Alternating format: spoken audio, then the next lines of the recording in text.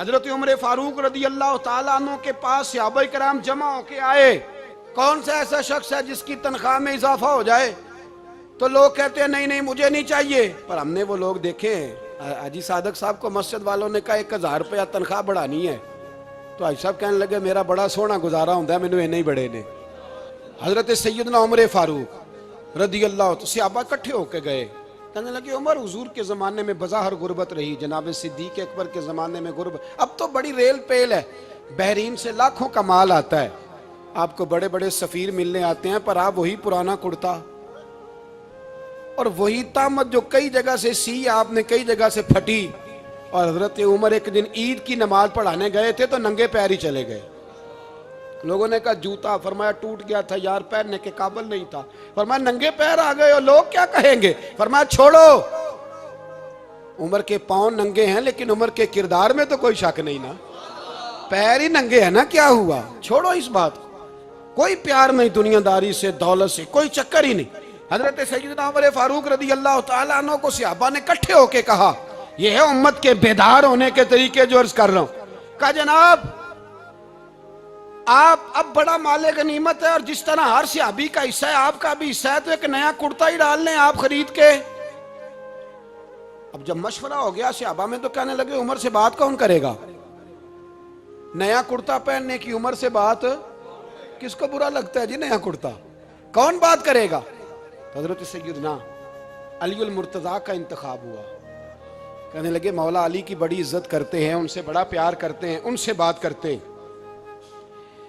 تو حضرت علی کو بلایا گیا, عرض کی حضور مہربانی فرمائیں. حضرت عمر سے کہے نئے کرتے کے لیے, آپ فرمانے لگے عمر میری بڑی قدر کرتا ہے, بڑی بات سنتا ہے, پر یہ والا کام نہیں میں عمر سے کہہ سکتا, یہ کسی اور سے کہو.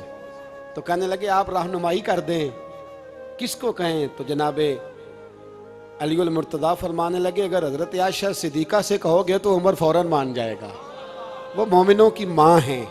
صحابہ حضرت عائشہ کے پاس, اماں جی عمر کو بلائیں, ان کو کہیں بڑے بڑے سفیر آئے ہوتے ہیں, وہی پرانے کپڑے پہن کے بیٹھ جاتے ہیں. اللہ اکبر. حضرت عائشہ نے پیغام بھیجا, فرمایا عمر کو بلاؤ. عمر فاروق دوڑے ہوئے آئے, پردے کے پیچھے حضرت عائشہ کے پاس گھٹنوں کے بل, اماں جی دیر تو نہیں کر آیا میں آنے میں؟ حکم ہو, حضور کے گھر سے پیغام آیا, بڑے بڑے سفیروں کو چھوڑ کے بھاگے. حضرت عائشہ صدیقہ کہنے لگی عمر دیکھو جائز پیسے ہوں تو اسلام اچھے لباس سے منع نہیں کرتا, اب بڑا بڑا مال آیا ہے, اب تیرا بھی حصہ ہے, تو صحابہ کرام کی خواہش ہے کہ نیا کرتا پہن لو, بڑے بڑے سفیر آتے ہیں, حرج بھی کوئی نہیں, جائز بھی ہے, کوئی منع نہیں. حضرت عمر نے گردن جھکا, جی اماں جی, جی اماں جی, جی اماں جی. حضرت عائشہ کہتی ہیں بات ختم ہوئی, عمر نے گردن اٹھائی تو عمر کی داڑھی آنسوؤں سے بھری ہوئی.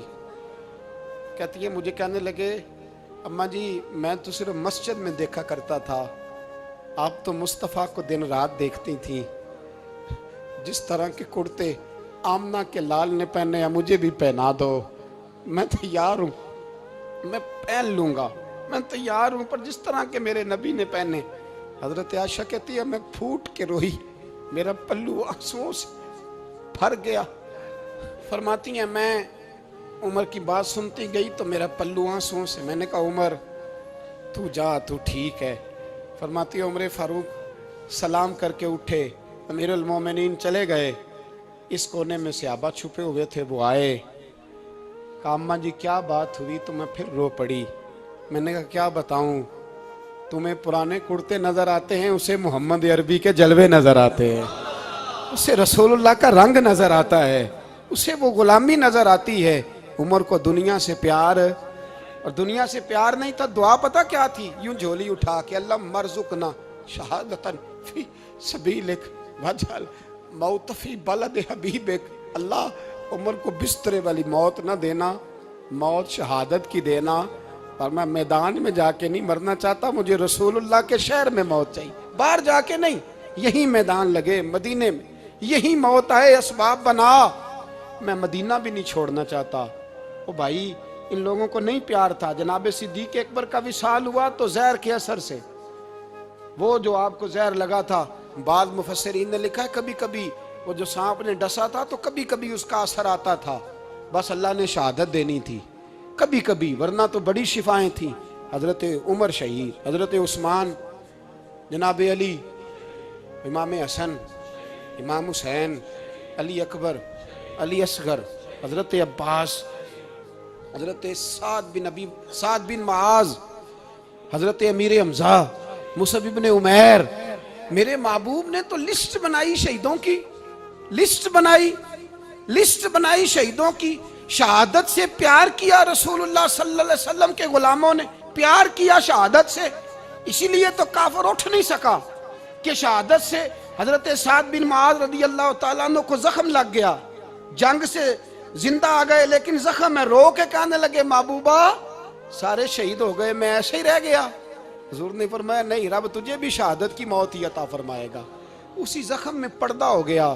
میرے بھائی حضرت عمر بن جموح رضی اللہ تعالیٰ عنہ 4 بیٹے لے کے احد کے میدان میں آئے، کہا محبوبہ میرے 4 ہی تھے، میں سارے لے آیا ہوں، سارے ہی قبول ہیں؟ فرمایا ٹھیک ہے۔ پھر خود بھی زرہ پہن لی، ایک ٹانگ سے لنگڑے تھے، ٹانگ چھوٹی تھی۔ حضور نے فرمایا تو نے کیوں لباس پہن لیا ہے؟ کہا حضور میں نے بھی تو جہاد پہ جانا ہے نا۔ تو حضور نے فرمایا تیرے 4 بیٹے جو جا رہے ہیں، تو کہا یا رسول اللہ کیا لنگڑے جنت میں نہیں جا سکتے؟ حضور لنگڑے اللہ کو قبول نہیں، میں نہیں جا سکتا۔ تو میرے نبی پاک صلی اللہ علیہ وسلم نے فرمایا نہیں، جنت تو تیرا انتظار کر رہی ہے۔ کہا حضور پھر میں بھی جاؤں گا، بچے جائیں گے تو میں بھی جاؤں گا۔ ایک بی بی احد کے دن 3 سال کا بچہ لے کے گھر سے نکلی، بیویوں کو کہتی ہے میرا خامد بھی بدر میں شہید ہوا، بھائی بھی اور باپ بھی، آج حضور نے پھر بلایا ہے، دل کرتا تھا کوئی جوان بیٹا ہوتا تو میں پیش کرتی، پر اب میرے پاس یہ 3 سال کا ہی ہے۔ بچہ لیا مدینے میں مسجد نبوی میں، حضرت بلال سے کہنے لگی 2 منٹ حضور کا دیدار چاہیے۔ نبی پاک آئے، کیسے آئی ہو؟ کہنے لگی محبوبہ میں شہید کی بیٹی، شہید کی بہن، شہید کی بیوہ ہوں، میرے پاس اب جوان تو کوئی نہیں، یہ 3 سال کا ہی ہے۔ حضور نے مسکرا کے فرمایا یہ کرے گا کیا کرے گا؟ کہنے لگی حضور سنا ہے اسلحہ تھوڑا ہے، ڈھال کی ضرورت ہے، لوہے کی ڈھال ہوتی تھی، جب تلوار آتی تھی تو آگے کی جاتی تھی۔ کہا محبوبہ میرا شہید کی اماں بننے کو بڑا دل کرتا ہے، یہ میرا 3 سال کا لے جاؤ، جب تیر آپ کی طرف آیا تو میرا بیٹا آگے کر دینا، یہ ڈھال کا کام تو دے گا نا۔ ہنستے ہوئے محبوب کی آنکھوں میں آنسو آئے، بچے کو پکڑ کے سینے سے لگایا، ماتھا چوما، فرمایا جا تیرے ساتھ وعدہ ہے قیامت کے دن تجھے شہید کی اماں کہہ کے ہی پکارا جائے گا، وعدہ ہے تیرے ساتھ تجھے شہید کی۔ میرے بھائی مرنے کو دل ہی نہیں مسلمان۔ میرے نبی پاک صلی اللہ علیہ وسلم نے فرمایا جس کے دل میں کبھی شہادت کی آرزو پیدا نہیں ہوئی، اس کے سینے میں دھڑکنے والا دل مومن کا ہے ہی نہیں، وہ تو منافق ہے۔ جو کبھی دین کے رستے میں شہید ہونے کو، میرے بھائیوں دین کو بڑی ضرورت ہے، بڑی ضرورت ہے، بڑی۔ اے خاصائے خاصان رسول وقت دعا ہے، امت پہ تیری آ کے عجب وقت پڑا ہے، وہ دین جو بڑی شان سے نکلا تھا وطن سے، پردیس میں وہ آج غریب الغربا ہے۔ فریاد ہے اے کشتی امت کے نگہباں، بیڑا یہ تباہی کے قریب آن لگا ہے۔ اور ایک شاعر قلم توڑ گیا، کہنے لگا تجھ سے فریاد ہے اے گنبد خضرا والے، تجھ سے فریاد ہے اے گنبد خضرا والے، کعبے والوں کو ستاتے ہیں کلیسا والے، تجھ سے فریاد ہے اے گنبد خضرا۔ اپنے اندر دین کا درد پیدا کرو، ذوق پیدا کرو، مسلمان بن کے جینا سیکھو۔ جب کوئی برادری پوچھے تو کہو میں محمدی ہوتا ہوں، میں مصطفی ہوتا ہوں، میں رسول اللہ کا غلام ہوتا ہوں، میں پہلے مسلمان ہوں باقی کچھ بعد میں ہوں۔ خدا را اپنے گھر میں پردہ کراؤ، خدا را رزق حلال کھاؤ، اگر پردے نہ ہوں رزق حلال نہ ہو تو جذبہ جہاد پیدا نہیں ہوتا۔ خدا را اپنے اندر انقلاب برپا کرو، دین کے لیے جینا سیکھو۔ دین بڑا تڑپتا ہے، دین بڑا روتا ہے۔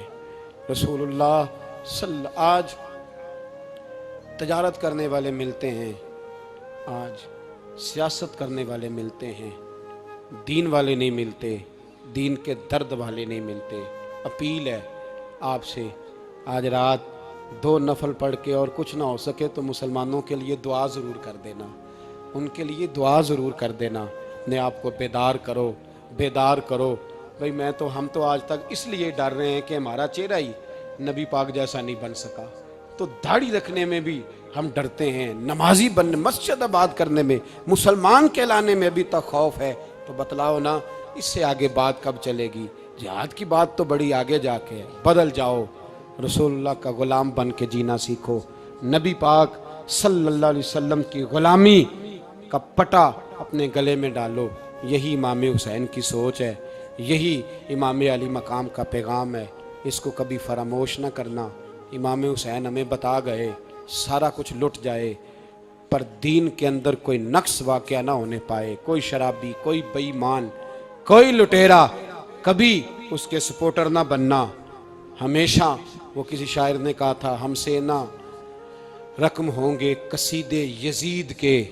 किसी ने कहा, किसी जालिम ने, मेरी सपोर्ट कर, मेरी बात कर, तो उसने कहा हमसे ना रकम होंगे कसीदे यजीद के, क्योंकि हम लोग तो हुसैन के सीरत निगार हैं।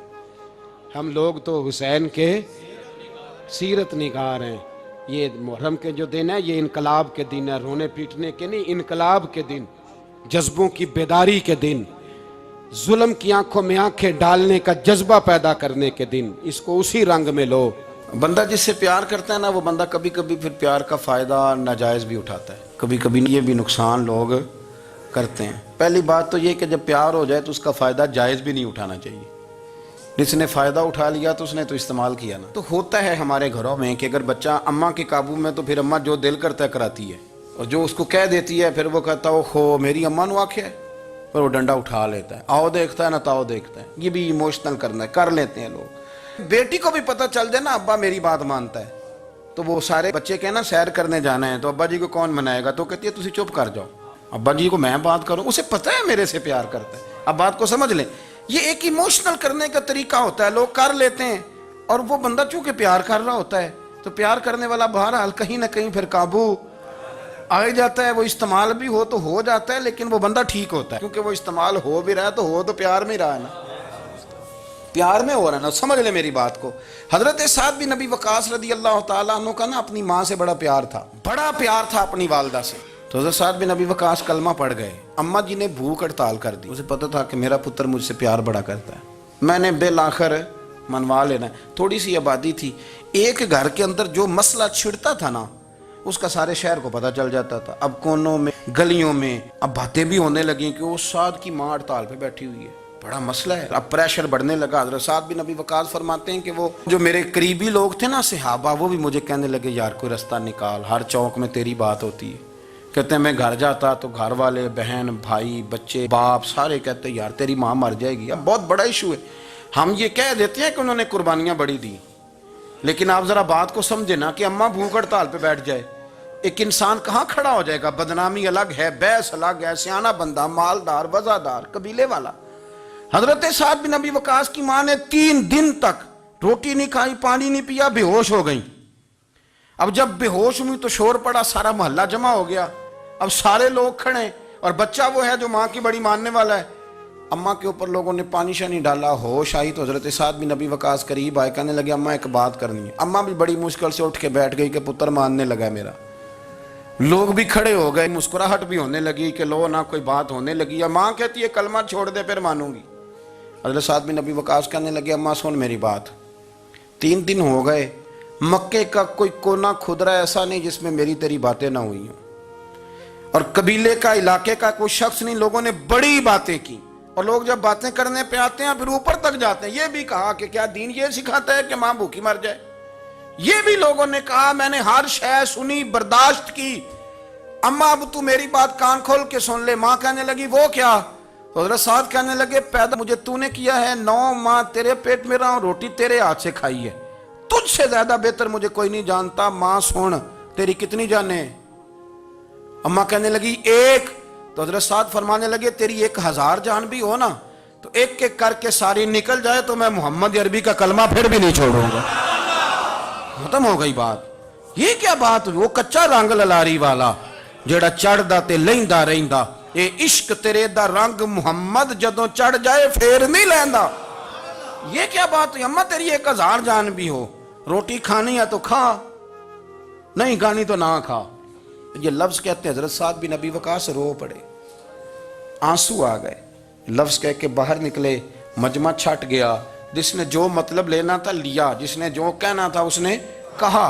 حضرت سعد چلے گئے، شام کو گھر آئے تو اماں روٹی کھا رہی تھی، تو حضرت سعد فرماتے ہیں کہ محلے کی بیویاں کہنے لگی روٹی کیوں کھا رہی ہو؟ تو ماں رو پڑی، کہنے لگی پتر میرا ہے، میں نے پیدا کیا ہے، میرے پتر نے کبھی ضد نہیں کی، اس کے دل میں کچھ ہے اتر گئی ہے، کوئی ہے، کوئی کچا پکا جذبہ ہوتا تو میں تو 2 آنسو بہاتی تھی تو میرا پتر لوٹ آتا تھا، پر کسی رستے کا مسافر بن گیا ہے، اب کہیں پہنچ گیا ہے اور میں اس کا درد سمجھ گئی ہوں، جہاں گیا ہے اب وہاں سے یہ لوٹ سکتا۔ آپ سمجھیں اتنا تگڑا ایمان جن لوگوں کا، ان کے بارے میں لوگ ڈسکس کریں گے۔ ان کو نا قرآن پاک نے بطور نمونہ بیان کیا ہے، اللہ فرماتے ہیں ایمان اس طرح کا جس طرح میرے نبی کے صحابہ کا۔ یہ منافقوں کی بات ہو رہی ہے پہلے سے بارے میں، وَإِذَا قِيلَ لَهُمْ آمِنُوا كَمَا آمَنَ النَّاسُ، جب ان سے کہا جائے کہ ایمان اس طرح لاؤ جس طرح میرے نبی کے صحابہ لائے، قَالُوا أَنُؤْمِنُ كَمَا آمَنَ السُّفَهَاءُ، تو وہ کہتے ہیں اس طرح ایمان لائیں جیسے بیوقوف لائیں، یہ تو بیوقوف ہے، ہر شے نبی پاک پہ قربان کر رہے ہیں۔ تو اللہ فرماتے ہیں الا انہم ہم السفہاء، خبردار ہو جاؤ میرے نبی پاک کے غلاموں کو بیوقوف کہنے والوں، تم بیوقوف ہو۔ اللہ کہتا ہے تم پاگل ہو، بیوقوف ہو، اللہ انہیں پاگل کہتا ہے، اللہ پاگل کہتا ہے انہیں جو نبی پاک کے صحابہ کو پاگل کہتا ہے، اللہ انہیں پاگل کہتا ہے۔ یہ معیار ایمان ہے، قرآن نے کہا ایمان اس طرح کا جس طرح کا نبی پاک کے۔ وَإِذَا قِيلَ لَهُمْ آمِنُوا كَمَا آمَنَ النَّاسُ، ایمان اس طرح لاؤ جس طرح میرے نبی پاک کے صحابہ ایمان لائے ہیں، اس طرح ایمان لاؤ، اس طرح۔